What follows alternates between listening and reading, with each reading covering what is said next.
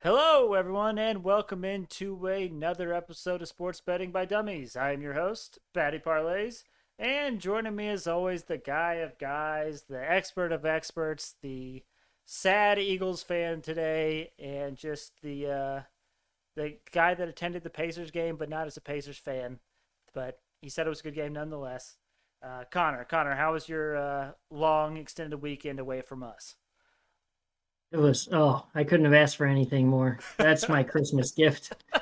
It was glorious. I'm not gonna lie, I did cheer for the Bucks. I didn't want my buddy to know it. I was cheering for the Bucks. I wanted to see my bet hit. It hit big time. It was Bucks -2. They won by like 20, I think. Yeah. Yeah. And I'm not a real big basketball fan, but it was quite enjoyable. Giannis just he went off. He had some crazy, like, oh man, fadeaways. Oof. The man's wild. Yeah, Giannis is for real. I mean, dude's on another level. They call him the Greek Freak for a reason. Seeing him live, I would like to see him live. I don't think I've seen him live. I've seen LeBron live. I've seen Luca live. Giannis is on that short list. I think that I would like to see live. I'd like to see Kawhi Leonard on there as well. Sorry, Kawhi has been my guy. Anytime anyone talks basketball, I'm like, Kawhi Leonard. That's all I gotta say. That's him. Yeah. Unfortunately, I don't know if he's out for the season officially, but he definitely hasn't played yet this season. So hopefully he gets back sooner rather than later. He's the man, I can't disagree. though.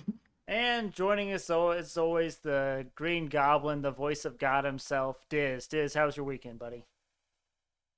It was a great weekend, much needed. Did pretty well bets wise. Thanksgiving NFL slate kind of ruined me. Cowboys ruined me. Not a lot of points scored there. The combined over was electric, but that unfortunately did not hit. But we're feeling pretty good. Very happy with my month of November, even though I'm probably gonna come in last place. It was one of my most successful betting months in a long time. That just shows you how weak I am compared to you fellas. But hey, we may make a push tonight. And yeah, I'm feeling great. It's very humble of you, Diz. Hey, if I can't win, at least I got to hype up my boys. Appreciate it. Yeah, we'll take it anytime we can get it. All right, gentlemen, we are debuting a new segment, and by we I mean mostly me. But this segment is called Patty's Pissed, and so it may be every Monday. I'm not sure, but with this long extended weekend, some things are starting to bottle up, and I'm like, I've got to share this on the pod. And so for today's Patty's Pissed segment, we're talking about contracts, specifically unwarranted or unnecessary contract extensions. So the name that most what's the name that everyone thinks of when it comes to most like ridiculous contracts? Diz, do you have any idea? And I'll give you a hint. Bobby Bonilla. Oh, look at that. I didn't even have to give him a hint. He nailed it. Bobby Bonilla. Now, Connor, as a non-baseball fan, do you know who Bobby Bonilla is? Never heard the name. It sounds fun to say. Bobby Bonilla. So he played baseball for the Mets. I don't remember the last time he played baseball for the Mets, but every year on July 1st, he gets paid $1.19 million because of the way his contract was structured. And this he will continue to get this $1 million every year until 2035. That is beautiful. This guy is currently 58 years old, and I am pretty sure he hasn't played baseball in like years. Now, Patty, I hate to steal your thunder. I did a project on this my senior year of college, like 2 years ago. okay, I did a project on this in my negotiations class. So any of these details you need, holler at me. You may need to fact check me. The last time he played for the Mets was 1999, and he retired from baseball entirely in 2004. and he is still getting paid, and he will still continue to get paid until 2035. Now, I think we can all agree that the Mets clearly messed up on that contract. I don't think there's any denying that. I will deny it. You think the Mets messed up on that contract? The Mets wanted to think long term how they can bleed the money because they have probably a salary cap as well, right? No, there's no salary cap in baseball. Oh, well then, yeah, they're done. If there's a salary cap, I can understand this. Good for him, though. I would totally do this if I was him, even if it was less, like a lot less than that. I would spread that money out. Like all these people blow all their money right away. I would totally do that. Right. Bobby, maybe master negotiator, whatever. He's doing great things. He gets paid $1 million every single year for not doing anything. And he can, like, even if you mess up one year and totally blow that $1 million, he knows he's getting another million July 1st. That's great. But Good for him, though. yeah, yeah. And he's famous. Like, even outside of baseball world, he's famous for his contract. Now, I think there are plenty of other contracts that are messed up, and these aren't as obvious or blatant, but there were a few that were signed this week and this weekend, and that's why these kind of caught my mind and made me come up with this segment.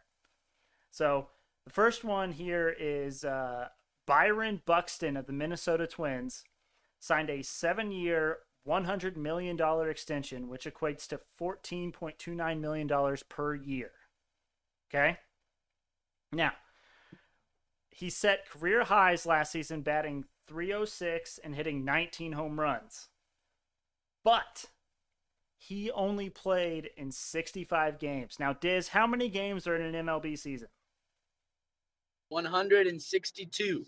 So he played less than half of the games last season. In his career, he has only played more than 100 games once in 7 seasons. What were his numbers last year? Say that one more time. In 62 games or something? What did you say? In 65 games, he batted .306, which batting average, I mean, in 65 games, Yep. whatever. It's relative batting average, right? But 19 home runs. Like 19 home runs in 65 That's games. a lot. That's pretty good. I'm not That is denying very that. good. But he is a career .248 hitter, so decent, gets a hit, 1 out of 4 at bats. 70 home runs and 204 RBIs in 7 seasons. That means he averages 10 home runs a season and 29 RBIs. And the Twins just paid him $100 million for the next 7 years. Dizz, what's the thing about baseball contracts? What do you mean? How they're insanely more than any other sport? Well, that, but also, so we know there's no salary cap in baseball. Right. But why do people always say they should play baseball instead of any other sport when it comes to contracts? Long term? And this was kind of a stretch. I didn't lead you the right direction on this one, but they're fully guaranteed. Oh, I should have got that. That's on me. So it's not like the NFL where, like, if he gets hurt and he doesn't play half these seasons, he doesn't get paid that money. He is guaranteed that $100 million. He could maybe play 30 games the next 7 seasons, and he is getting that $100 million. The best ability is availability, and this guy just doesn't have it, but the Twins paid him anyways, and that's probably why the Twins suck and always will. Oof. That's number. Well, Go ahead. the Bobby paychecks make a lot more sense with this 100 million 7 years deal. I guess they were thinking long-term loan. Yeah. As opposed to paying 100 million over just 7 years. Yep. We've got what, like, I don't know, 40 or what would that be? 30, like 31 million after he retires? 31 million? Yeah. It's crazy. That dude's going to blow the 100 million. He's going to blow it. But, and then, Diz, I don't know if you heard James Franklin, head coach at Penn State. He signed a 6-year extension holding him to the team until 2031.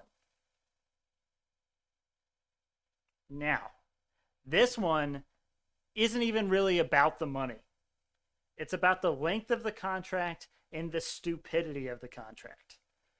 So, first off, this new contract states that if it were up to, like, if Penn State said this year, we're buying you out of your contract, which wouldn't happen because they just signed an extension, but it would cost Penn State $72 million to buy out that contract. Do you know what it would cost James Franklin to buy out of his contract. If James Franklin gets an offer from a school like LSU, Florida, Notre Dame, I have USC, I have no idea. $12 million, and you know how much of that James Franklin would have to pay? Zero, because whatever school he goes to will say, "Here's $12 million. Buy yourself out of that contract. Come coach for us."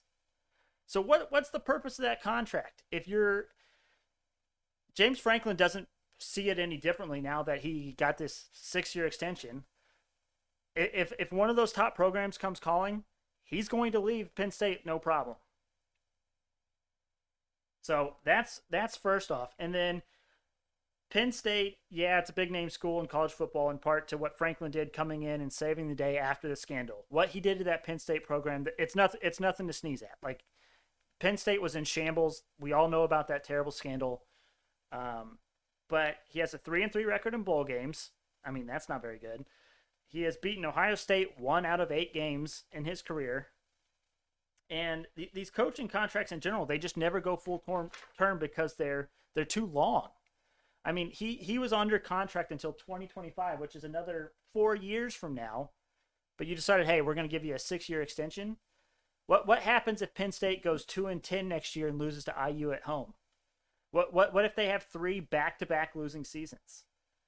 He was under contract until 2025. They extended him 6 years. And if for some reason Penn State wanted to buy him out of the contract, it's going to cost them incredible amount of money because they decided, hey, let's give him a 6-year extension in hopes of maybe getting him to stay instead of going to a different program. And that's not going to stop him. It just doesn't make sense to me. I want to defend Penn State a little bit here. Obviously, you kind of touched on this, like what he did to the program after what had happened was it was miracle worker type shit. And also, I think from Penn State's perspective, you kind of have the like, they thought they lost him mid-season. There were rumors that he was going to go coach USC. There were rumors he was going to coach elsewhere. And I think it's just showing like James Franklin, like, hey, we value you. Our program's fucked without you. And I think that's what a lot of coaches want to hear. I do agree it's definitely beneficial to James Franklin way more than it's beneficial to Penn State. But I think it could be a win for both parties, especially if James Franklin keeps Penn State as a Big Ten powerhouse, being in the Big Ten East. As long as you make a top-tier bowl game, I think they stay as I think they have a chance every year. That's kind of what Penn State's hoping for. Having Ohio State, Michigan State in that division, And you almost gotta you almost gotta hope that you can almost not stay stagnant where you are, but kind of like keep this program where it's at, and then maybe like have 1 out of every 10 years you have a chance to make the CFP. And I think that's what Penn State realized. So I think it was a reality check for Penn State, because I think it's a smart move, because at the end of the day, if you don't extend him, you may just be fucked. So I think it's a safe play by Penn State, but I think it's a reality check as well, and I honestly respect it. I do get what you're saying. It definitely benefits James Franklin more than it benefits Penn State, but the coaches always have the power in that situation, especially in college football. I do think part of the thought process is if the CFP gets expanded, which they're talking about expanding the number of teams, then Penn State would potentially be like right on the cusp of making the CFP. So I do think that factors into it. But extending him with this contract doesn't give them any more job security or keep James Franklin from leaving, I don't think. I think if a top tier school like Oklahoma, Florida, like I said, if any of them came calling and said, hey, we want you to come coach here, James Franklin will leave Penn State hanging, and Penn State will be left with nothing to show for it anyways. I think you're right, but I think it's also by offering this extension, it's Penn State saying like, hey, don't fuck us over. We extended you for just out of the kindness of our hearts, and we want you to ride with us at least for a few more years. I think it at least locks him up momentarily. You can't go coach Oklahoma with what you just signed, the extension. You can't leave in the near future, I would say. Now, I could bite my tongue he could leave next year, but I think it at least locks him up for a few years. And if you're banking on that college football expansion, I wouldn't be surprised to see Penn State in it, especially if you keep a lot of players, a lot of recruits, and you keep James Franklin there for a couple of years. But I'm with you. Definitely something to scratch your head at, but I get it from Penn State's side. He'll leave tomorrow. That would be tough. But anyways, the moral of the story is people need to be smarter about their contracts. I think that, one bad contract can screw a team for years to come, and they just need to be better about it. That's just the moral of the story. Before you end this segment, I had to just throw this. I thought you were going to bring it up. The whole reason why there are two reasons why the Bobby Bonilla contract happened. Okay. One, the Mets were going all in the following season. Okay. So they offered that money. So they wanted the small increment payment so they could pay more to the players they were trying to get for the next season. Mm-hmm. And it almost worked. They lost in the NLCS. So if the Mets win the World Series the next year, no one even cares. Right. So that's my thought in defense of the Mets. And also, this is the most insane part that no one knows about when they think about the Bobby Bonilla deal. The owner of the Mets, Fred Wilpon at the time, he was tied up in the Bernie Madoff scandal. So he lost hundreds of millions of dollars from Bernie Madoff. So he financially couldn't pay people.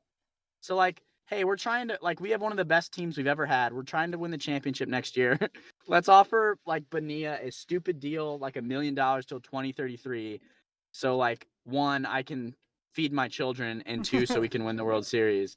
Just not. And I may have butchered some of the details of that, but if you have 10 minutes, just go in a Wikipedia sinkhole about the Bobby Bonilla contract. It's nuts. All the levers and reasons why it happened. Yeah, I'm hype you talked about that. But yeah, check that out. That is an insane story. Shout out Bobby Bonilla. Congrats to him, though. I love that contract. Yeah, Connor's going to get a Bobby Bonilla jersey just because of that contract. Just because the financial wizardry. I love it. I will say he was kind of good for them. You could tell he was post-prime, but he put up some numbers. He hit some home runs. Wasn't great there at the end. That's why they kind of got rid of him and gave him this heinous deal. But heinous for Bobby Bonilla, I'm saying. It was great for Bobby Bonilla, but yeah, he gets a lot of hate, but I mean, good for him. And he was a pretty good player in his prime. Did he hit more than 70 home runs in 7 seasons? Yes, he was an all-star. So there you go. And he had a 2 or 3 year run where he was an all-star. So, gotcha. All right, there's Patty's pissed. The first segment of probably many where I'm just gonna go rant on something that I think is ridiculous. I do think it's pretty funny though that you're pissed about these contract things. Well, it's good insight. It was a really cool segment, but it's of course, Penn State offering James Franklin an extension would piss Pat off. Of course that would piss you off. Of course, a 6-year extension. Of all things, that would piss you off. I think that's hilarious. Well, and let's run Patty's pissed every Monday, and you can just talk about random stuff that the just Jags uniforms next Monday or something. Oh, I've got a list. It says, you know what really grinds my gears? Yeah, exactly. Exactly. It also, it's we work in accounting. Me and Connor work in accounting. And so money is everything we work with. And so just something so minuscule to some people will just throw us over the edge. So, and it is what it is. All right. Hey, can you reclass this? Then you just, I can't do it. I can't handle this anymore. I love it. All right, so it is Monday. There is Monday Night Football tonight, but it is another stinker of a game. It is the Washington football team versus the Seattle Seahawks. So we are not going to do daily fantasy, and we're going to do what we did last Monday, and we're going to go over the NBA and NHL slate for you guys, just to give you a little insight on where me and Connor are looking at games, if Dizz has any thoughts, anything like that. But we will start off in the association in the NBA on the hardwood. The first game, the Magic at the 76ers. The 76ers were 13.5-point favorites when I looked at it when I was doing this. Connor, do you have a current line for us? I think that might be your role for this, at least initially, is seeing where this line has moved to. Hold on, before you say which side you're on and which side I'm on, should we get a third party point of view on this? Would Diz have one? I know what side Dizz is going to be on. Yeah. It's simple to me, but we'll ask him after I go through all these trends and stats and stuff. It's 13 and a half still. Okay, it's still 13 and a half. So, but yeah, like we said right off the bat, we run into a game where Connor and I differ on it. The Magic 6-6 against the spread away from home. 76ers 3-6 against the spread at home. I just purely thought that 13 and a half was too many points. It was actually at 15 and a half this morning, so I don't think I am in the minority here. I think the line is moving towards my thought process. So I'm thinking Magic plus 13 and a half. Connor's thinking 76ers minus 13 and a half. I mean, there's no real debate that the 76ers are the better team. It's just a matter of that spread number, and that spread number is always hard to kind of gauge, especially in the NBA. But Diz, if you had to pick a side here, what side are you thinking? Yeah, I'm on both of your sides. And I know Okay, that, come on, what are we doing? No, hear me out. You bet your sweet ass that I have this in a tease. I didn't think 13 and a half was enough, but 19 and a half? Put it in a tease. I think you guys are both right. Let's no way they lose by 20. Now, knock on fake wood in my car here because it could happen. But yeah. That's a lot of points, even if you're the Magic, even if you're playing the Sixers. I'm going to 19 and a half. I think you guys are both right. Okay, well then, Connor, I guess that's that. I'm the bad guy for agreeing with both of you. What the fuck is this about? Normally, me and Pat, we fight like brothers on here. No, it's just that we had a line in the sand. There's me, there's Connor, and so we asked Diz what side he's on, and he puts one foot on Connor's side and 1 foot on my side and calls it a day. I am spread eagle down that fucking line in the sand. He makes the line wider so he can lay on it. Yep. I love it. All right, this next one, we got the Nuggets at the Heat. The Heat are 7-point favorites. Connor, is that line still there? It has changed, and I don't know why. It is 3.5 now. I bet you I know why. Why? Tell me. So it's probably due to Jokic playing. Like I said to Connor earlier when I was looking at these games, the Nuggets haven't covered in like their last 6 games. But in those last 4 of those, Jokic, who was the MVP of the league last year, was not playing. He has been hurt. So I'm trying to look and see right now as we speak if Jokic is officially out. Well, it still lists him as questionable, but I just wonder if maybe it's leaning more towards him playing or not. So maybe that's part of it. Oh, no. Sorry, I was wrong. The reason that line has moved is because Jimmy Butler for the Heat is out. Tyler Herro for the Heat is also out. So 2 starting I don't know if Harrow's a starter, but basically 2 of the better players on the Heat are out tonight. So some guy named Max Struss is starting for the Heat tonight. I don't know who that is. I've never heard of that name ever in my life. So this freaks me out a little bit here, Connor. But that man is getting a triple-double tonight. Connor's side sauce bet of the night. Max Struss, triple-double. Oh, yeah. I will get his jersey. I mean, yeah, you probably can get some insane odds on that. But the Nuggets 2-6 against the spread away from home this season. Heat 6-1 against the spread at home. Nuggets 0-6 ATS their last 6. Heat 12-6 ATS last 18. If Jokic doesn't play, I still feel comfortable taking the Heat at -7. But Okay. I don't know if Jokic is playing or not. Throw it in the tease. -108. What? Throw it in the tease, baby. This is our tease guy. I don't touch teasers. Tease before you please, baby. I don't know anything about these teams, but I'll take a teaser, baby. Connor, how are you feeling about this one? I mean, I don't know too much about the players. I just follow trends that I've noticed personally with the teams. So I just go with the Heat, -7. Okay. Right on. The next game here, we got the Hornets at the Bulls. The Bulls we're getting 5.5 points. 4.5 now. Ooh, it's moved down a little bit. Minus 4.5. Yeah. Um, We're not getting the point. yeah, We're giving them. yeah, yep. You're right. Hornets are 5-8 ATS away from home. Bulls are 6-4 ATS at home. And I had this fun stat that I just had to throw in here for my guys Connor and Dizz. The Bulls are 4-1 ATS their last 5 games played on a Monday. So I know Connor I loves hate that. stats like Yep, that. Yep. I hate these stats. Diz the same way. On a Monday in November, this team is not lost with someone starting with the first name that starts with a Y. That's right. That's right. Hey, I love it, Patty. You keep doing that research. I'm not going to put you down.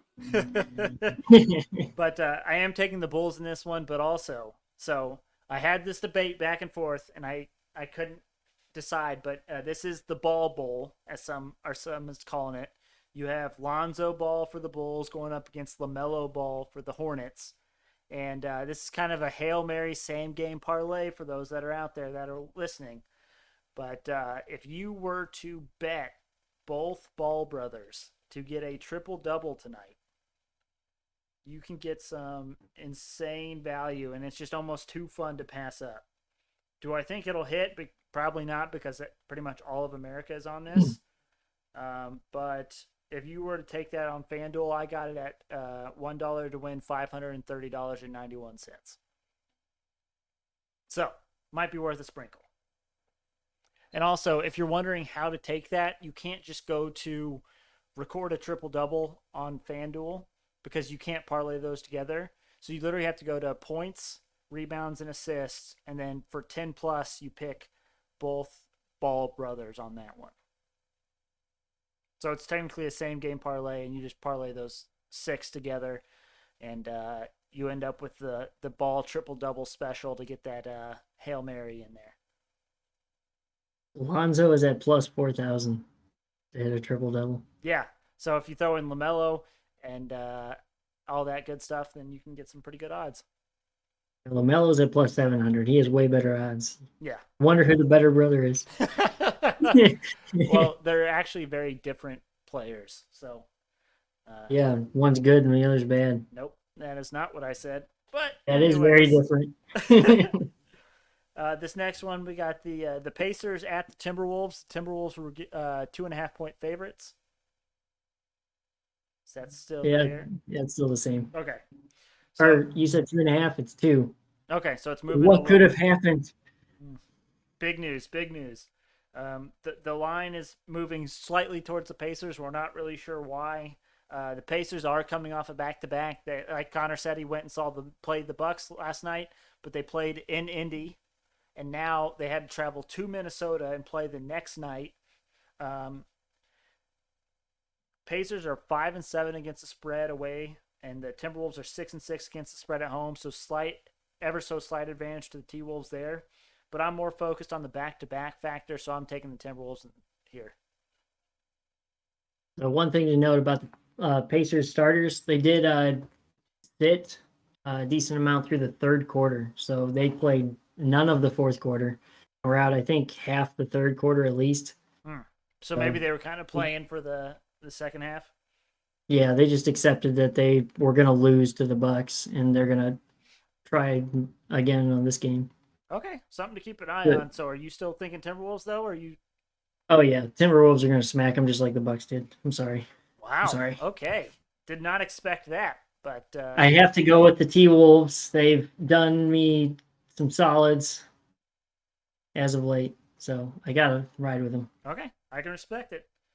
This next one, and this one's my stinky line of the night, my favorite pick of the NBA slate. So we got the Thunder at the Rockets. The Rockets are 2-point favorites at home. And like I said, this line made no sense to me. The Thunder have twice as many wins as the Rockets do. So that's number one reason why this line doesn't make sense. Number two, the Rockets' second highest scorer for the season is out tonight. Check number two why this doesn't make sense. And then the Thunder are 6-3 against the spread away from home. The Thunder have actually been a very good team against the spread this season. The Rockets 3-5 against the spread at home. So, in what world should the Rockets be favorited in this matchup? Same world where the Rockets somehow beat the Bulls. Yeah, I don't get it. I'm taking the Thunder in the points, and I would even maybe take the Thunder money line. I took the Rockets -2, but I wouldn't be upset for the Thunder +2. All right, the next one we got the Cavs at the Mavericks. The Mavericks 7-point favorite still. They're 6.5. Okay, so it's moved a half a point. Most of these have moved a half a point. Cavaliers 6-2-1 against the spread away. Mavericks 3-5 against the spread at home. The Cavs just got one of their better players back from injury. I think this game is a close one. I don't know that the Cavs win, but they don't have to. They just have to keep it within 7, 6.5. So I'm taking the Cavaliers in the points here. I'm going with the Mavericks. I'm sorry. Last time we differed on the Mavericks won. Okay. Hey, And covered. I can respect your logic. I can't fault you for it. I can't disrespect the Mavericks. They helped me last time. If you help Connor once, then you're in for a while. These are emotional bets, I know, but they've been good to me. Okay. Cavs have not. Cavs have lost me a few. It hurts. I get it, man. I get it. The next one, the Wizards at the Spurs. The Wizards were 3.5-point favorites on the road. Has that moved at all? There's 3 now. Man, all of these have moved by just a half a point, just ever so slightly. That's fine. That means you can push. There you go. Wizards 4-7 against the spread away. Spurs 5-4 ATS at home. I'm just rolling with Spurs here. Yeah, I'm doing the same. Don't feel great about it, but I usually fade the Wizards away from home, so that's what I'm going with. Next one, Trailblazers at the Jazz. The Jazz were 7-point favorites earlier. Are they 6.5-point favorites now? They are 7-point favorites. Okay, still 7 points. That one didn't move. Now, Trailblazers 1-9 against the spread away. Jazz 6-5 ATS at home. I'm fading the Blazers here. Give me the Jazz and the points. Saying the same. Jazz have covered quite a few games for me that I've bet on them. So, I mean, if the Trailblazers are that bad, away. That's the asterisk, is away. The Trailblazers are actually very good at home, so when they're at home, you have to actually consider taking them. I pretty much will never take them if they're on the road. And the final game for the NBA, we have the Pelicans at the Clippers. The Clippers were 7-point favorites this morning. They are 7.5. Another half point. There you go. So Pelicans 3-9 ATS away. Clippers 6-8 ATS at home. I mean, this season, if you faded the Pelicans, you've definitely made a ton of money, which is something I have done. But the Clippers have scared me of late, and have kind of screwed me of late. The Clippers 1-5 ATS in their last 6. So what am I going to do? I am going to take the under of 210.5.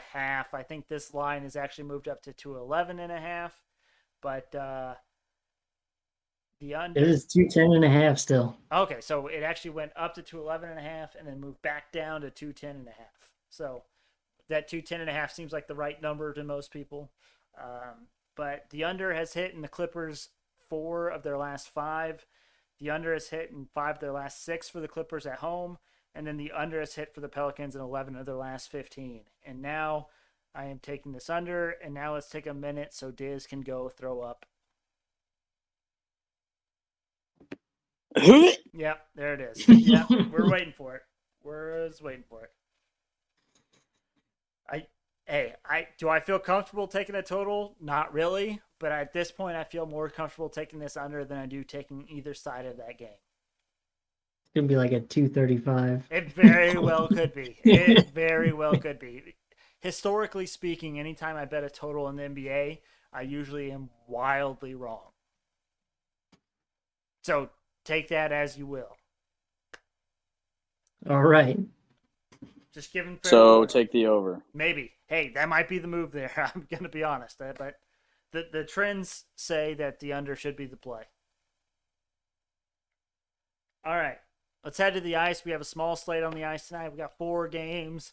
The first one, Connor, our Kraken at the Buffalo Sabres. The Kraken were 152, minus 152 on the money line. Grubauer is expected to be in the net for the Kraken. Actually, I might as well take a look at those while I have it here and see and make sure that these goalies have been confirmed before I give you all this false information. You don't want to become Patty false information. No. The Kraken in regulation is plus 105, but like you said, it's still minus 152. Just money line. Oh no, one of the goalies changed on me. That's a bummer. But oh shoot. All right, so the Kraken are going with Drydegar, Connor. He actually I think was the one that won when they played against the Panthers. That might be good. Grubauer has maybe been replaced as the starter for the Kraken. Ouch. How did you just pronounce his name, Pat? Drydegar? Was he on the Panthers last year? Was he that goalie that was on the Panthers last year? Yes. How do you say his name? Dreger. Close. I was close. Dreedgar? You know, I give it my all out here. But he has a 3.47 goals allowed per game with a 0.87 save percentage. So not great, but like I said, I do think he got the Kraken their biggest win of the season, which was giving the Panthers their first loss at home. And then Tokarski is expected to be in net for the Sabres. Actually, it's confirmed now that Tokarski is in net. Yeah. He has a 2.96 goals allowed per game with a 0.91 save percentage. So you'd think a slight advantage to the goalie game to Buffalo. But if, like I said, if Dreger, is that? There you go. Okay. If he's hot right now, you know, a lot of times with goalkeeping, it's about who's hot and who's not. So if he's hot and he's coming off a great game and he just kind of goes on a streak, his numbers could improve significantly. I mean, he's only played in 3 games this season. So maybe he catches fire here. I was actually, I deferred to Connor on this one. I was actually leaning the Sabres initially, but the Sabres 6-5-1 at home, Kraken 2-7-1 away. But the Kraken have already beat the Sabres once this season. There was a 5-2 win, but it was in Seattle. But the Sabres are 1-5 in their last 6 games, and the Kraken just handed the Panthers their first loss this season at home. So we are riding with the hotter team here, and we're going with the Kraken. So I am taking Kraken in regulation, and you know what sounds even better is the over 5.5 for the Sabres and Kraken. You remember our what was it? Our $100 bet that was a Sabres game. Oh yeah, the 100-piece, baby. Oh, let's go again to the Sabres. I'm not saying 100-piece. Okay, I was like, hold on. Let's pump the brakes here a little bit. But yes, our 100-piece for our 100th episode spectacular did in fact hit for us. Yes, that was exciting. So going right back to Kraken and Sabres, it's at plus 110, I believe, right now. The over 5.5. Yes. Over 5.5. And then, like I said earlier, the Kraken in regulation is plus 105. So plus odds on both. I think they're both going to hit. Like, I would be shocked if either one of these missed. Yeah. And so the total has gone over in Seattle's 9 of their last 12. And this one, Connor, this is hilarious. And I can't believe this is listed as a trend on here, but it says the total has gone over in 9 of Seattle's last 12 games played in November. So, beautiful. You know, duh. I mean, they've only played 12 games in November, so they literally put the same trend twice on there. So it'll be if we win the first December game, it's the Kraken have not lost in December. Exactly. And then for Buffalo, the total has gone over in 5 of Buffalo's last 6 games played on a Monday. So there you go, Connor. Buffalo loves Monday games and the over. All right. You and your I'm sorry, I had to. If it's listed as a trend and it kind of goes with what I'm saying, I mean, why wouldn't I throw that in there? It's a disgusting trend. It's not even a trend. It's a day of the week. Some teams have Monday scaries or Sunday scaries, and some teams don't. Anyways, Good. moving on. Canucks at the Canadians. The Canadians minus 137 on the money line. Demko is expected to be in net for the Canucks. Actually, I believe it is confirmed now. And it is minus 130 now.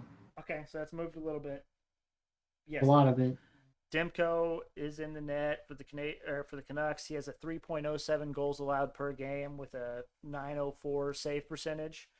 And then Allen is in net for the Canadians. He has a 3.02 goals allowed per game and a .902 save percentage. And I'm going to be honest here, I don't like either team here. Both teams I've made some money on betting against them. So I went with the total here. I think these goalies each average giving up 3 goals a game. The over has hit in 7 of the last 9 times these teams have played each other. When they play, there's not a whole lot of goalkeeping, but there's a lot of pucks on net. So I'm going over 5.5 in this one. Yep, I agree. Yeah. Dizz is there. Dizz is in there. Now I have another tough goalie. Oh, dude, both of these goalies, I have no idea how to say their name. So, Coyotes at the Jets. The Jets, heavy favorites. Jets were minus 330 on the money line. I assume that's even moved even further. Still 330? Okay. Mm-hmm.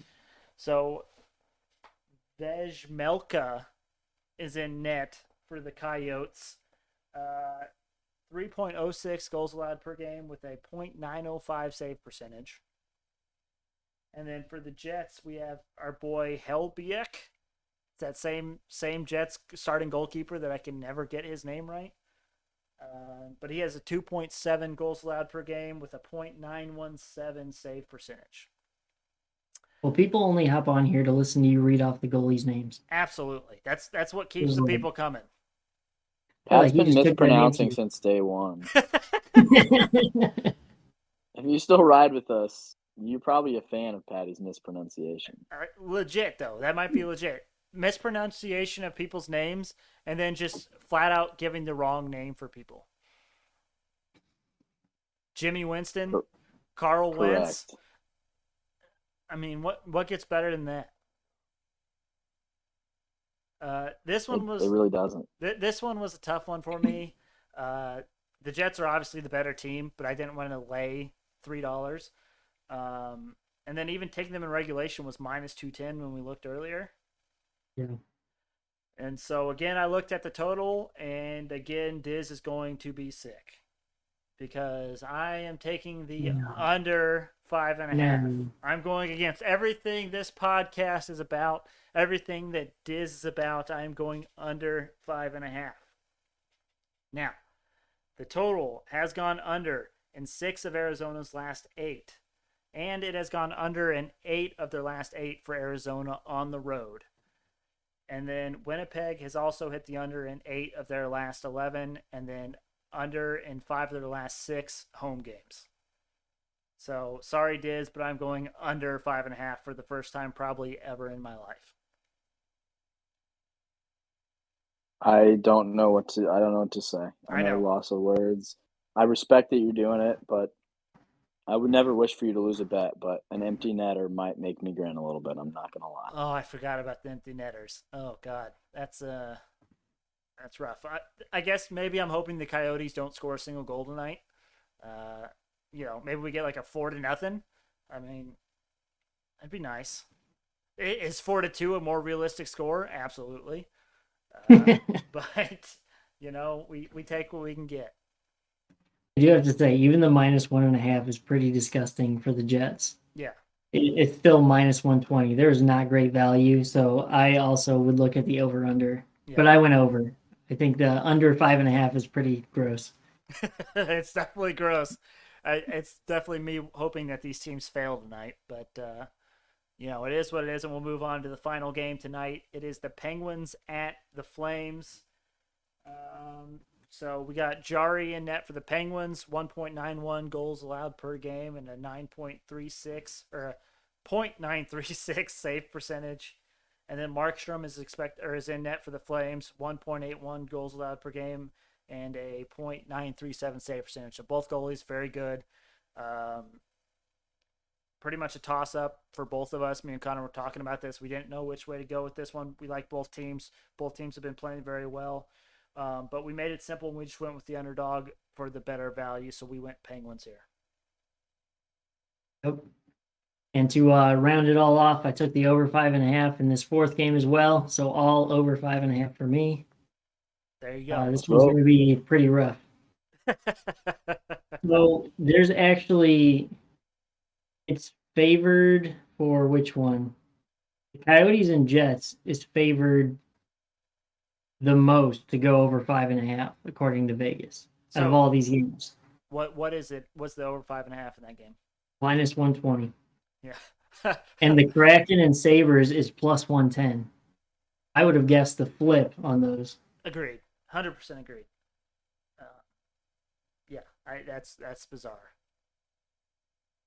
But hey, we'll take advantage. Yeah. All right, boys. Last episode of November. Let's talk about our dumbest dummy picks from Wednesday. I personally went 1-2, and that's because IU did what IU does. And, shout out Michigan, shout out Harbaugh. I am very vocal about giving him a hard time, but he finally won the big game. He finally beat Ohio State, and now their destiny is theirs for the taking. So I will give him credit where credit is due. Dizz, how did your dumbest dummy picks do on Wednesday? I went 2-1. The over hit, obviously, that was the 100 piece. I hit a martingale, I believe. I'm blanking on what it was. Oh, yeah, Pat McAfee Super Boost, Bills minus 3.5. That one hit for me. Yep. And then my Thanksgiving teas did not hit because of the Cowboys. So 2-1, gained some units, but not enough. So we're going to have to get some ground back tonight. Yep.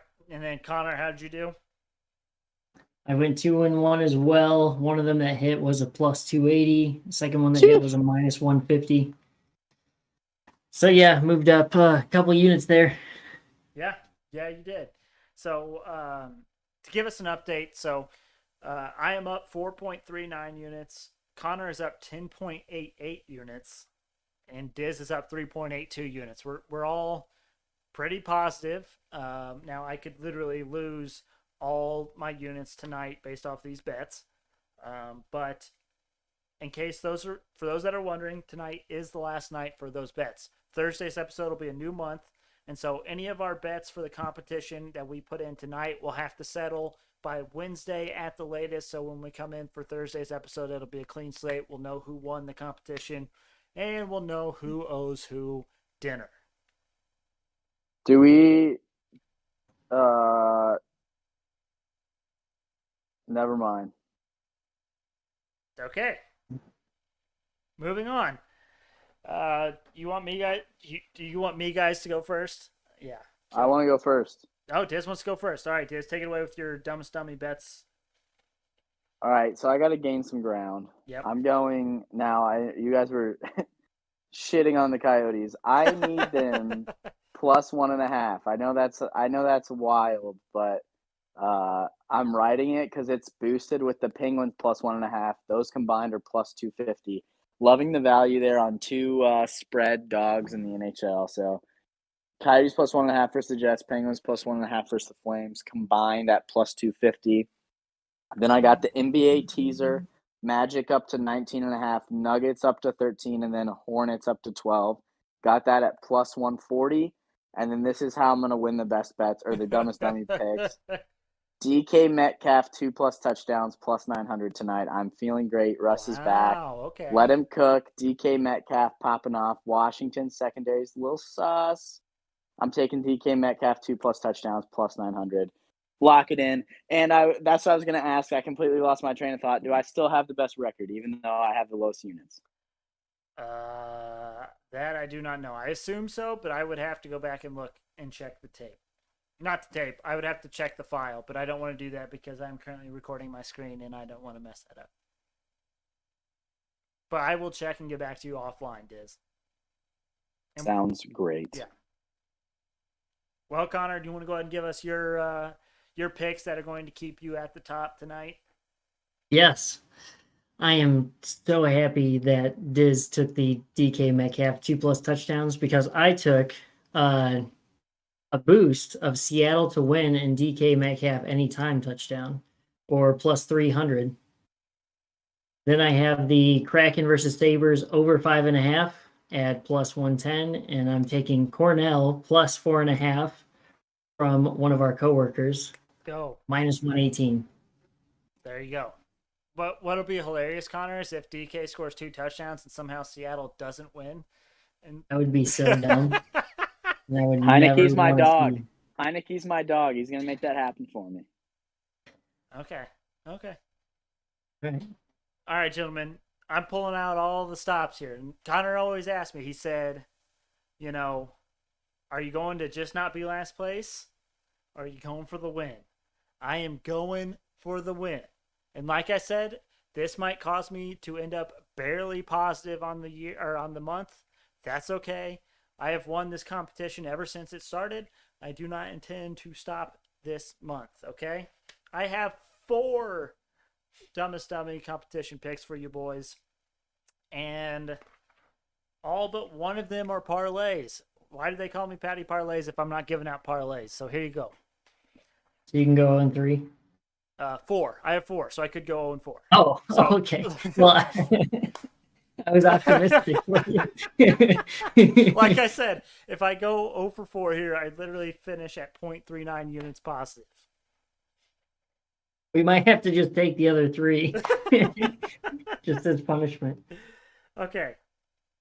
First one. I'm putting all 4 legs of my NHL picks together in a parlay. So that's Kraken moneyline versus Sabres, Coyotes Jets under 5.5, Canucks Canadians over 5.5, and Penguins moneyline versus the Flames. This next one is an NBA same game parlay. Now this is plus 1,797, and this is for the 76ers Magic game. So I got Franz Wagner over 12.5 points, Tyrese Maxey over 3.5 rebounds, Seth Curry over 14.5 points, Seth Curry over 2.5 rebounds, and then Tobias Harris over 3.5 assists. Okay? This next one, and I shared this one with Connor. I really like this one. I'm going Jusuf Nurkic, first basket for the Portland Trail Blazers. He is their starting center, so he's going to win the tip and get the first basket. He actually wins 80% of the tip-offs that he does compared to 40% for the guy he's going against. And the Jazz give up the most first baskets to centers and point guards, so I'm going with Nurkic in the plus 750. And finally, I also have an NFL same game parlay for tonight's game. This is plus 1131 odds. This guy, Heineke, over 242.5 passing yards. Logan Thomas, over 30.5 receiving yards. J.D. McKissick, over 29.5 receiving yards. And then I went the opposite direction of you fellas. You guys went DK Metcalf. I went Tyler Lockett. So give me a Tyler Lockett anytime touchdown. Again, I'm swinging for the fences here. I quite possibly could come in last by a long margin. But, hey, I'm giving it my all out here, Connor. All right. All right. Okay. Group best bets time. So, as a group, we are finally up on the month. We are actually up 1.25 units. We had a perfect night on Wednesday. Shout out to Miles for that Kentucky football pick. That thing was golden. There was never a doubt in that game, and that was the kind of one where we're like, oh, man, I don't know which way to go on that one. So shout out Miles. All right, Connor, what are you thinking for best bets for the group for tonight? So we wanted to take the Thunder +2, Thunder. right? Yeah. All right. And I would like for 2 more, possibly. Yeah. Any other basketball you like? Basketball. Hold on, let me get to my basketball picks. I kind of like the Timberwolves. I was gonna say the Timberwolves line just moved to -3 for Timberwolves. Wasn't it -2.5 or -2? Yeah, Yeah. I still like them at 3. Yeah. A lot of people are liking them more and more now. Yep. And then let's do one on the ice tonight, Connor. You want to I'd do? like to think that we're the reason the line's moving. Yeah, right. People are listening to us live, watching us live, and they like what they're hearing. Exactly. What? Hey, ice. What about Kraken Sabres over 5.5? All right, you're going with my dumbest dummy pick. Hey, man, I think it's a good one. I really do.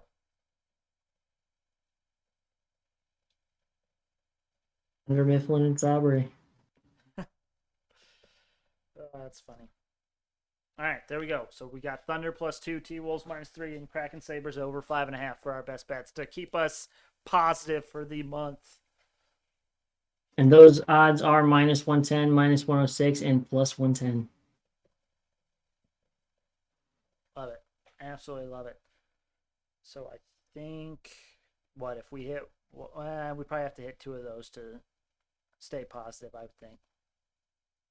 But that's okay. But we're gonna hit all 3. We're It's gonna, fine. yeah, easy money. Easy money. All right, Connor. It's time. The Hail Mary multi-sport parlay of the day. I assume you have seen the value of this. What? What? Why would you say that? No, it's so weird. Assuming. I know. It is $1 to win $4,563.38. Big money, Connor. Big money. Just a heads up. Your second game on here is locked currently. That Heat game? Yes. Yeah. It is locked. Probably because they're like, people are freaking the F out and they're probably changing so frequently. They're like, hold on. We have to wait. Maybe, unless maybe the Nuggets announced Jokic is out, in which case, who knows what that line would be. And they would just freeze it. They'd just be like, no one can bet on this anymore. But nonetheless, if you can get these, get some good money here. So I've got, in the NBA, we got Magic +14 versus the 76ers, Heat -7 versus Nuggets, Timberwolves -3 versus Pacers, Bulls -5.5 versus the Hornets, Thunder +2.5 versus the Rockets, Cavs +5.5 versus Mavericks, Spurs +3.5 versus the Wizards, Jazz -7 versus the Trailblazers, and then Pelicans, Clippers under 210.5. And then in NHL, I got Kraken moneyline versus Sabres, Canucks, Canadians over 5.5, Coyotes, Jets under 5.5, and then Penguins moneyline versus the Flames. All right, Connor, anything you need to get off your chest before we call it a night? I don't believe so. Hoping to come in first place. That'd be nice. For the record, Be around for one more month. So it'd be nice to have a win before that. For the record, just because you win doesn't guarantee you'll get dinner. I've won this competition for like 5 months and I have not gotten dinner yet. But it's the thought that counts. I'm keeping a nice accounts receivable tab of dinners that Dizz owes me. So Yeah. Some good old accounting logic there. Gotcha. Awesome. Yeah. All right. Well, thank you all for listening. Remember to check us out on Twitter and Instagram at SportsBetByDumb. Also, check us out on YouTube. Search for us in the search bar, Sports Betting by Dummies. Filter by channel. We should be that first one on there. Again, we are trying to get this up to 100 subscribers so we can give out a unique URL. Also, maybe you're driving on your way home from work and you want to listen to us or whatever. You can listen to us live on YouTube if that's what you want, or if you like the podcast version, that's fine too. But thank you all for listening. Hope everyone has a tremendous, profitable start to your week, and we will see you all on Thursday.